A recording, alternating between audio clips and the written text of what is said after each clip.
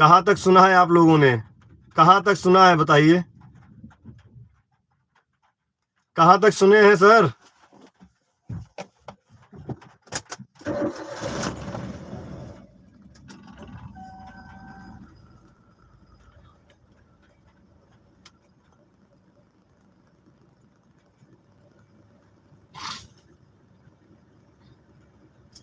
अब आवाज आ रही है मित्रों?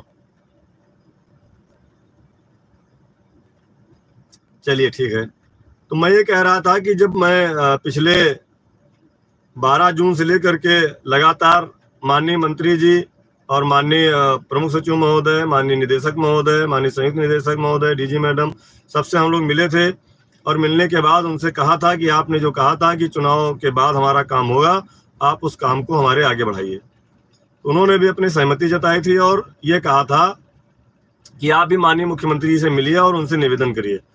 तो आपने देखा होगा कि हम अपने प्रदेश मंत्री भाई अरविंद वर्मा जी के साथ माननीय मुख्यमंत्री जी से मिले थे और माननीय मुख्यमंत्री जी को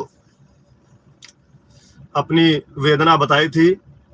माननीय मुख्यमंत्री जी ने वो पत्र अपने ओएसडी महोदय को देते हुए कहा था, इसको रखो देखेंगे, और हमसे भी कहा था ठीक है देखेंगे, बस इसके अलावा उन्होंने उस समय कुछ नहीं कहा था।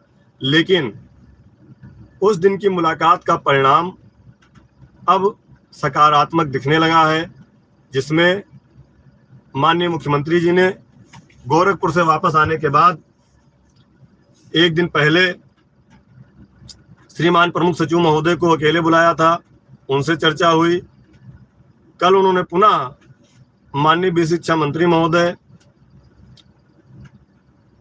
महानिदेशक महोदया और श्रीमान प्रमुख सचिव महोदय के साथ विभागीय बैठक की और बेसिक शिक्षा विभाग में बात करते हुए उन्होंने शिक्षा मित्र प्रकरण पर भी चर्चा की। नमस्कार साथियों, स्वागत है आप सभी का आज के इस नए वीडियो में। ये वीडियो आप सभी शिक्षा मित्र साथियों के लिए काफी ज्यादा महत्वपूर्ण होने वाली है। हाल ही के अंदर की कुछ खबरें हैं जो कि आपके मध्य में इस वीडियो के माध्यम से साझा करेंगे।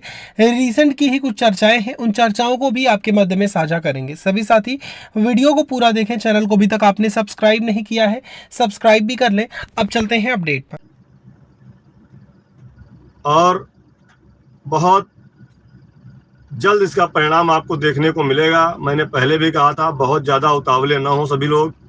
अभी कुछ लोग हमारे साथी जो धरने की बात कर रहे हैं, जो लोग, तो मैंने देखा कि कुछ पदाधिकारी भी विभिन्न संगठनों के हैं जो उकसाने का काम कर रहे हैं। आज हमारे पास एक बड़े पत्रकार हैं, वरिष्ठ पत्रकार हैं, उनका कहना था कि आप लोग कलम बंद हड़ताल कर दीजिए। मैंने कहा क्यों कर दें? उन्होंने कहा सरकार आपकी बात नहीं सुन रही है। हमने कहा बात नहीं सुन रही है वो ठीक है, लेकिन हम कलम बंद अगर करेंगे तो बच्चों का भविष्य चौपट होगा। हम हाथ में काली पट्टी बांध के काम कर सकते हैं, हम शिक्षण कार्य नहीं बंद करेंगे। ये हम काफी देर तक उनसे हमारी बात हुई, लेकिन हमने कहा ना, कलम बंद हड़ताल अगर हम बाबू होते तो करते कि कर्मचारी का काम नहीं करेंगे, लेकिन हम बच्चों का भविष्य बर्बाद नहीं होने देंगे। हम बच्चों को पढ़ाएंगे, वो बच्चे हमारे सहारे आते हैं। सभी लोग जानते हैं कि शिक्षा मित्र यदि ना हो तो विद्यालयों में पढ़ाई चौपट है। लखनऊ जिले के जो महानगर है, लखनऊ जिला महानगर में 57 विद्यालय सिर्फ शिक्षा मित्रों के भरोसे चल रहे हैं। कक्षा 1 से लेकर के कक्षा 5 तक शिक्षा मित्र ही पढ़ा रहे हैं।